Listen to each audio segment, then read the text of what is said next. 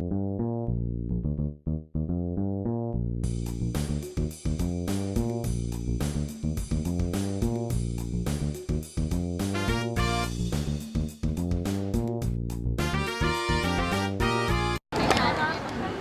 นอยู่คนเดียว ยืนหนึ่งเลยค่ะ ตีลังกาปุ๊บปุ๊บปุ๊บปุ๊บยืนอยู่คนเดียวจ้าไม่ค่ะก็นั่นแหละเป็นปีที่ 7แล้วเนาะไม่น่าเชื่อเนาะค่ะก็เวลาผ่านไปเร็วมาก อย่างที่พี่ชมบอกปีทำการบ้านตั้งแต่ปีที่แล้วในทุกปีที่เป็นประสบการณ์มา ก็คือแน่นอนแหละทุกๆปีมันก็เป็นโอกาสเป็นประสบการณ์อะไรที่เราแบบประเมินค่าไม่ได้อะไรอย่างเงี้ยเนาะก็เราก็พยายามทำให้มันดีทุกๆปีแหละแต่ว่าพอจบแต่ละปีแล้วเราก็จะเหมือนแบบมานั่งแรปอัพกันกับทีมงานเรากับทุกๆคนที่ไปว่าความประทับใจมันคืออะไรเราเรียนรู้อะไรและถ้าเรามีโอกาสอีกครั้งหนึ่งเรายังอยากทำอะไรหรือว่า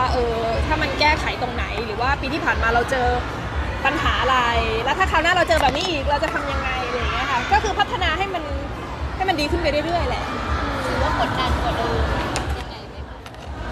คือชมก็เพรสเชอร์ตัวเองอยู่แล้วแหละเหมือนโรคจิตก็นิดนึงแล้วก็รู้สึกว่าเราทำงานภายใต้ความกดดันนิดนึงมันก็ดีเหมือนกันมันก็แบบมันก็จะมีแรงส่งแรงถีบเราอะแต่ว่าถ้ามันไม่แบบมันชิลมากเกินมันก็เนอะมันไม่มีความหมายอะมันไม่หอมหวนอะมันไม่มันอะอย่างปีนี้เตรียมไว้ยังไงบ้างคะแบบว่าที่เราจะได้เห็นบอกเซอร์ไพรส์ไม่เขาเรียกว่าเก็บเงิน โหก็ต้องรอดูวันนั้นเลยอะนะแต่ว่าก็เหมือนทุกๆครั้งอะค่ะก็ทำกันบ้านมาคือมันไม่ใช่ว่าทำมาเดือนหนึ่งอะไรเงี้ยไม่ใช่คือทำมาตลอดแล้วก็คิดมาตลอดทุกอย่างที่ชมทำทุกครั้งเวลาที่เดินทางเวลาที่ไปไหนไปอะไรอย่างเงี้ยเราคิดว่าสิ่งที่เราเจอสิ่งที่เราพบเห็นหรือว่าประสบการณ์ตรงนี้หรือว่าอะไรตรงนี้มันสามารถหยิบยกเอาไปใช้ที่คานได้อะไรเงี้ยมันแบบประกอบไปด้วยเอลิเมนต์ส่วนประกอบต่างๆอะไรเงี้ยเยอะแยะไปหมดที่มันส่งเราในวันเนี้ยค่ะ แล้วทีนี้เอาน้องแฝดไปด้วย ใช่ค่ะ ต้องเตรียมตัวอะไร ก็จริงๆก็ค่อนข้างจะคุ้นชินกับการเดินทางกับลูกนะเพราะว่าชงก็เอาเขาไปแทบทุกที่ที่เป็นไปได้อะไรเงี้ยค่ะจะมีแค่บางทริปที่เรารู้สึกว่าแบบมันไม่เอื้อกับเด็กจริงๆอะไรเงี้ยถึงจะไม่ได้เอาเขาไปอะไรเงี้ยค่ะก็เลยไม่ได้รู้สึกว่ามีอะไรพิเศษนะเพราะว่าเราก็ handle ได้เพียงแต่ว่าเราก็อาจจะเหมือนกับเรื่องงานเราก็ต้องคิดลูกก็อยู่ข้างหน้าอะไรอย่างเงี้ยมันก็อาจจะแบบมีบ้างที่มันอาจจะแบบ distract เรานิดนึงไม่เหมือนปีที่แล้วที่เราแบบเราตัดสินใจนาทีสุดท้ายว่าเอาวะไปคนเดียวอะไรเงี้ยไม่ได้เอาลูกไปอะไรเงี้ยแต่คิดว่าปีนี้เราน่าจะลองทำได้แล้วก็อยากให้เป็นประสบการณ์ที่ดีของเขาอะไรเงี้ยว่าครั้งหนึ่งเขาเคยไปกับแม่นะอะไรเงี้ยจริงๆครั้งที่ 2แล้ว เตรียม ประมาณกี่ลุคได้คะ กี่ลุคสำหรับปี อะไรนะจ๊ะ กี่ลุคที่จะต้องแต่ง คือพรมเนี่ยคือมีทั้งหมด4พรมแดงแน่ๆค่ะแต่ว่ามันก็จะมีพวกลุคย่อยๆที่มันเกี่ยวกับงานอีเวนต์ในช่วงกลางคืนหรือว่าพวกลุคกลางวันที่จะต้องใช้กับพวกงานไม่ว่าจะเป็นงาน announcement หรือว่างานอะไรอย่างเงี้ยเยอะแยะไปหมดค่ะ กี่ชุดและชุดใหญ่ๆปีนี้ที่เตรียมไปชุด เยอะค่ะเพราะมันก็จะมีชุดที่มันไม่ได้ถูกใส่ด้วยมันก็จะเพราะว่าเราก็มีแผน A แผน B แผน C ต่างๆนานา เลือกยากไหมครับพี่ชมเพราะว่าต้องมีหลายแบบที่เราอยากได้เยอะแยะมากมาย เรื่องไม่ยากหรอกจริงๆที่อยากได้ที่สุดก็ยังไม่ได้นะมันก็มีแบบว่าความฝันอันสุดของเราอะไรอย่างเงี้ยที่เรายังไม่ได้อะไรเงี้ยเพราะฉะนั้นก็มันก็ไม่ได้ถือว่ายากมากอะไรเงี้ยเพราะว่าเราก็ช่วยกันเบรนสตอร์มช่วยกันอะไรเงี้ยคือมันไม่ใช่แค่ว่าเราชอบที่สุดแต่ว่าบางทีมันก็เป็นคือนอกจากต้องสวยแล้วมันก็ต้องมีความหลากหลายด้วยพอเอามาดูกันเป็นภาพรวมแล้วอ่ะมันต้องดูกลมกลืนต่อเนื่องแล้วก็ออฟเฟอร์อะไรที่แบบว่าหลากหลายเพราะที่สำคัญคือเราทำงานกับเมคอัพด้วยมันก็ต้องแบบว่าเอื้อที่จะแบบว่าให้เราแบบว่าพรีเซนต์เมคอัพได้หลายๆลุคด้วยอะไรเงี้ยใช่ไหม ประเด็นดราม่าเรื่องชุดมีมาทุกปีปีนี้เตรียมพร้อมรับมือขนาดไหนจะชุดไม่ก็ช่วยเลือกชุดตลอด แต่สุดท้ายคนใส่มีเราคนเดียวถูกไหมคะก็อันนี้ก็เข้าใจแหละค่ะเพราะว่ามันไม่มีอะไรที่มันจะแบบว่าถูกใจทุกๆคนตลอดเวลาอยู่แล้วใช่ไหมคะแต่ว่าสุดท้ายเราก็มีเหตุผลแล้วก็มีอะไรที่มันทำให้เราต้องตัดสินใจมันเป็นการตัดสินใจของเราอ่ะแล้วก็มันมีบริบทมีอะไรอย่างเงี้ยซึ่งถ้าอธิบายให้ทุกคนฟังในโลกมันคงเป็นไปไม่ได้อะไรอย่างเงี้ยค่ะแต่ก็เข้าใจว่าเป็นเรื่องปกติที่คนต้องวิจารณ์ 7 ปีแล้วปีที่ 7มีอะไรจะกังวลไหมกดดันตรงไหนบ้างไหมครับเพราะมัน7 ปีแล้ว ก็อยากทำให้มันดีขึ้นไปเรื่อยๆอะค่ะก็ เอ่อจริงๆก็คือไม่ต้องมีใครมากดดันไม่ต้องมีใครมาเพรสเชอร์นะไม่ต้องเป็นเสียงของคนข้างนอกหรอกเสียงในตัวเราเองเนี่ยแหละที่เราอยากจะทำให้มันดีขึ้นอะไรเงี้ยมันก็มีอยู่แล้วแหละความกดดัน วันแรกมันที่เท่าไหร่คะ จริงๆก็คือเดินวันแรกคือวันที่ 14 ค่ะ แต่ว่าที่เดินกับทาง L'Oreal ที่เป็น officially เลยคือวันที่ 16 แล้วก็ 17 แต่ว่า 14-15 ชมก็เดิน แฟนเป็นไงบ้างคะกำลังบอกว่า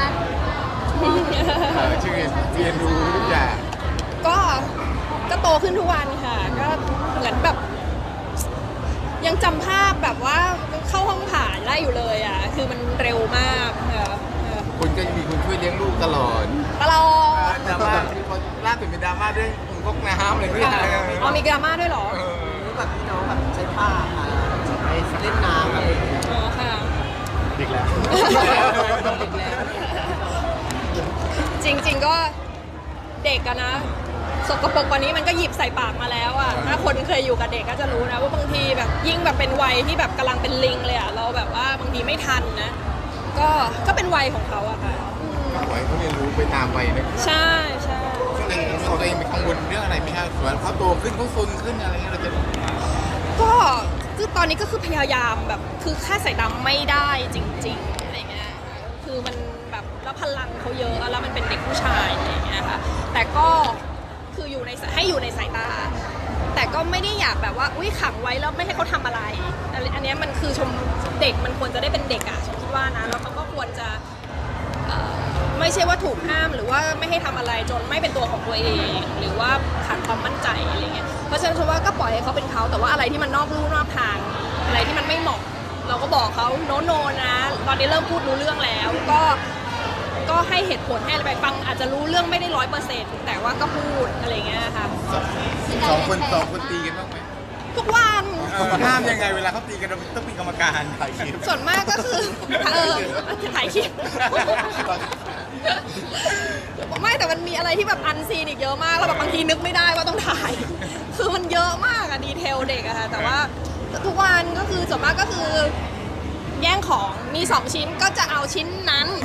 ต่อให้มี2อันก็จะต้องเป็นอันที่อีกคนถืออยู่อะไรอย่างเงี้ยค่ะไม่ตีค่ะไม่ตี ก็จะสอนไม่ตีเพราะว่าชมว่าเขายังไม่เข้าใจว่าทำไมพ่อแม่ถ้าตีนะเขายังไม่เข้าใจว่าทำไมถึงตีเขาชมว่านะเราเขาคงไม่เก็ตอ่ะว่าทำไมตีอ่ะอะไรอย่างเงี้ยถูกไหมคะก็คือเต็มที่ก็คือซึ่งถ้าเราขึ้นเสียงจริงๆอะไรเงี้ยเขารู้แล้วนะเขารู้แล้วว่าอุ๊ยแม่โกรธแล้วนะแม่ไม่พอใจทำแบบนี้ไม่ถูกต้องเราเห็นในแววตาเขาอะคือเขาจะรู้คือมีวันนึงที่ขอเล่าฮามากนางตีกันแต่ตีแบบสนุกนะแต่ว่าตีกันอย่างเงี้ยแล้วก็หัวเราะกันเองแม่ก็ว่าตีกันได้ยังไงแบบแบบเสียงดังแบบเสียงดังมากว่าแบบดังแบบเสียงดังมากว่าแบบเป็นพี่น้องต้องรักกันไม่นี่มันลากกันไปกลางบ้านแล้วมันกอดโชว์เราคือมันประชดอะเข้าใจไหมคือมันแบบว่ากอดโชว์เราอะไรอย่างเงี้ยก็คือเขารู้ว่าเขาเป็นแล้วเขาก็ทำเป็นหัวเราะอะไรเงี้ยแต่แววตาเขาเหมือนเขาแอบดูเราว่าเราหายโกรธเขาหรือยังเราเป็นปกติหรือยังเนี่ยเขาเริ่มรู้แล้วอะ อย่างช่วงวัยนี้น้องมาถึงวัยนี้เหมือนที่พี่ชมศึกษามาไหมคะว่าจะประมาณนี้นะการรับมืออะไรอย่างเงี้ย ก็เขาก็ว่า terrible two ใช่ไหมคะกำลังจะแต่ว่าชมว่าลูกชมก็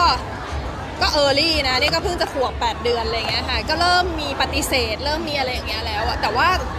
ชมว่าถ้าเราใจเย็นก็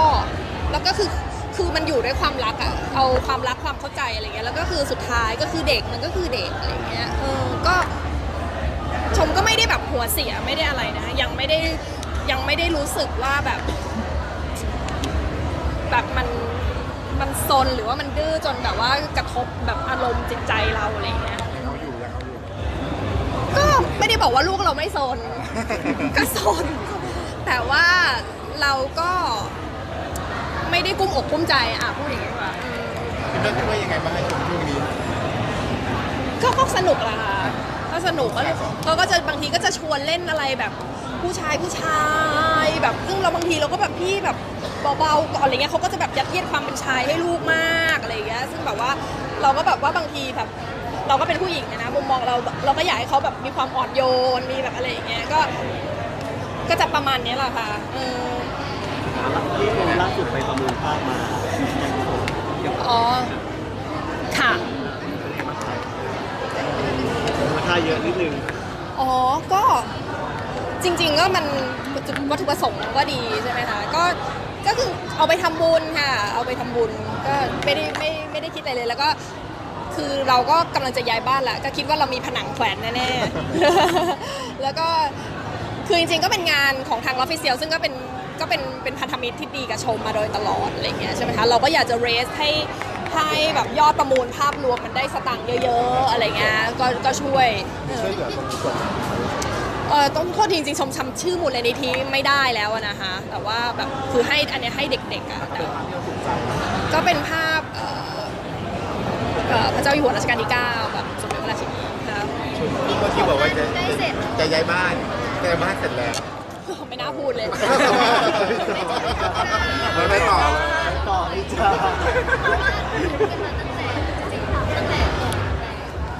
ใช่ตั้งแต่ยังไม่แต่งงานนะคิดดูดีแต่ใกล้มากๆแล้วค่ะใกล้มากๆแล้วค่ะ เหมือนลูกก็จะได้มีพื้นที่ในการเดินทางด้วย ก็ยังเป็นคอนโดอยู่นะคะยังเป็นคอนโดอยู่เพียงแต่ว่าพื้นที่มากขึ้นใหญ่ขึ้นอะไรอย่างเงี้ย น้องๆไปดูแต่ละครั้งตื่นเต้นไหมคะ ไม่ได้เคยพาไปดูอย่าว่าแต่เด็กเลยแม่ยังไม่ค่อยไป เพราะว่ามันก็คือเราเป็นผู้หญิงอะพอเราไปเห็นอะไรที่มันแบบเป็นสิ่งก่อสร้างเป็นแบบปูนอิฐอะไรเงี้ยเราก็ดูไม่รู้เรื่องอะแล้วเราก็ไม่รู้ว่ามันจะสวยยังไงอะไรเงี้ยนะถูกไหมก็เลยแบบเดี๋ยวขอไปตอนจบเลยทีเดียวแล้วกัน ใครเป็นคนเลือกออกแบบหรือเลือกนี้ คุณน็อตทุกอย่างเลยค่ะชมไม่ยุ่งเลย ชมก็คือแค่ดูแค่ในพาร์ทของตู้เสื้อผ้าตัวเอง แล้วก็ห้องทำงานแค่นั้นแล้วเอาห้องน้ำค่ะ โอเคขอบคุณครับพี่ชม แล้ว พระเจ้า พระเจ้า พระเจ้า ร้อนเนอะ พระเจ้า